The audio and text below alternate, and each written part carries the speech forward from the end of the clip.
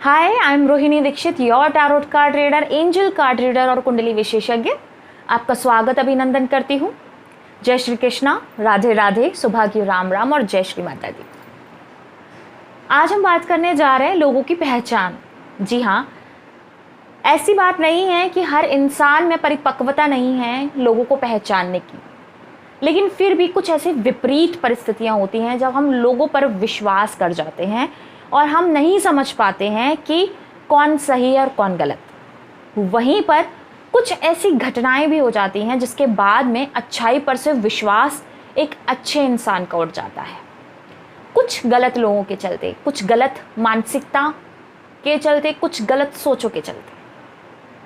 तो क्या पहचान है? क्या कुछ ऐसी माइनर सी चीज़ें हैं जिनको अगर ध्यान में रख लिया जाए तो हमारी अच्छाइयों पर से विश्वास नहीं उठेगा, या फिर हम अपने व्यक्तित्व को और ज़्यादा सुंदर बना पाएंगे। हम भी उस मार्ग पर चलकर दूसरों से जुड़ पाएंगे, व्यवहारिक हो पाएंगे। जी हाँ, इसी के संदर्भ में एक दोहा बोलती हूँ कि काका काको धन हरे, कोयल काको देत, मीठा वचन सुनाए के जग अपनो कर लेत। जी हाँ, इसका तात्पर्य है कि कौआ किसी को धन देने नहीं आ रहा और ना ही धन लेने आ रहा है, वहीं पर कोयल किसी को धन देने नहीं आ रही है। फिर भी ये समाज है, ये लोगों की मानसिकता है कि वो कोयल की मीठी वाणी कुहू कुहू सुनने के लिए मंत्रमुग्ध हो जाते हैं। यहाँ तक कि कोयल किसी को धन देने नहीं आ रही, फिर भी कोयल की आवाज़ सुनना लोगों को पसंद है। कोयल को लोग पालते भी हैं, कोयल को अपने आसपास में रखना बहुत पसंद करते हैं, अपने एनवायरनमेंट में। सुबह सुबह जब उठो और कोयल चहचहाने लगे, वाह क्या सुबह हो जाती है, मतलब गुड मॉर्निंग हो जाती है एक तरीके से।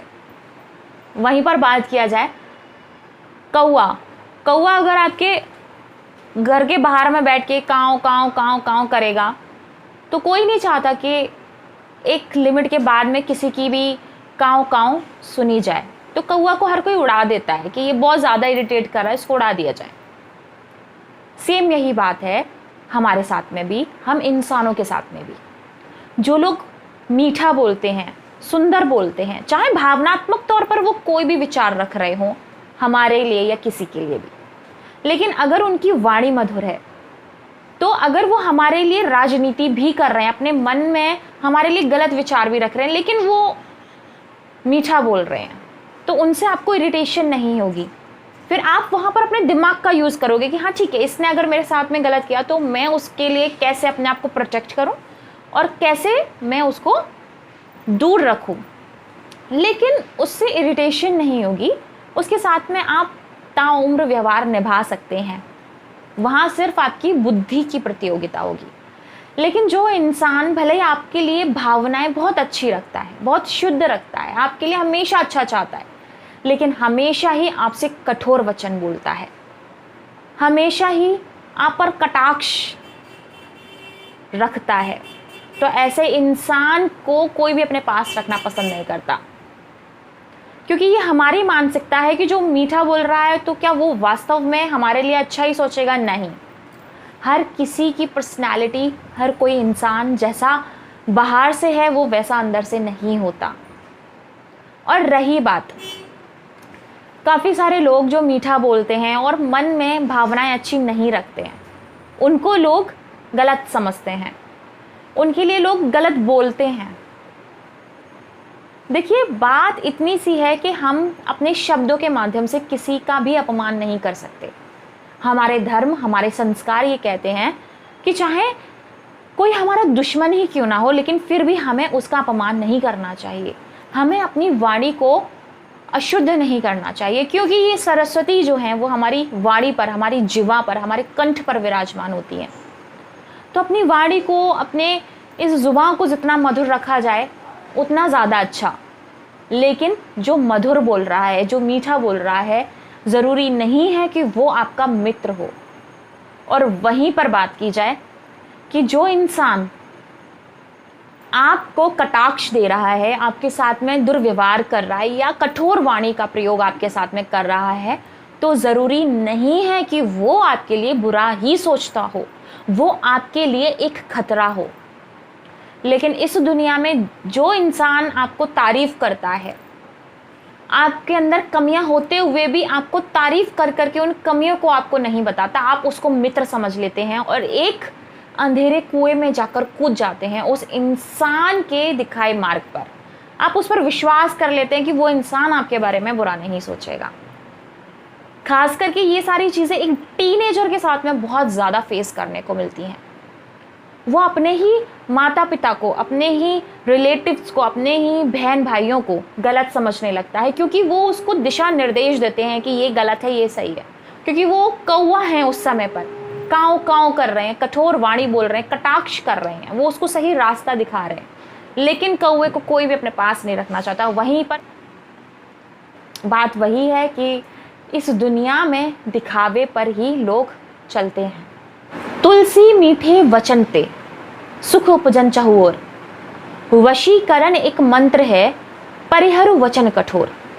तुलसीदास जी कहते हैं कि मीठे वचन जो हैं वो एक वशीकरण के समान है।